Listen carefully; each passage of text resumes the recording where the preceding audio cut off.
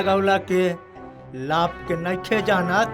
पेड़ बा त जीवन बा, हवा बा, पानी बा, हरियाली बा, सब कुछ पेड़ ही बा। पेड़ नइखे तो जीवन के आशा भी नइखे। हमार धरती बनल दुल्हनिया, हमार धरती बनल दुल्हनिया।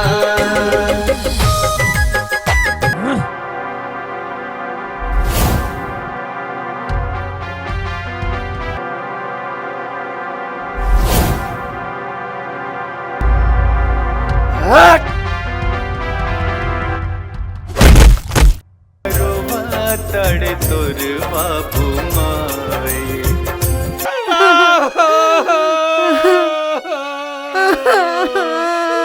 अब चिंता के कौनो बात नहीं है।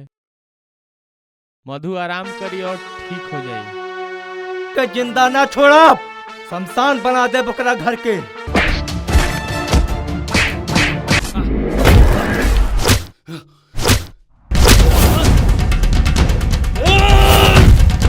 अली कुछ भी कहें, इन्हीं लोगों के कारण हम जैसे लोग अमीर बानी। सही कहले किशोर, जब तक उल्लू बनत रही तब तक हम जैसे लोग अमीर बनत रह जाए।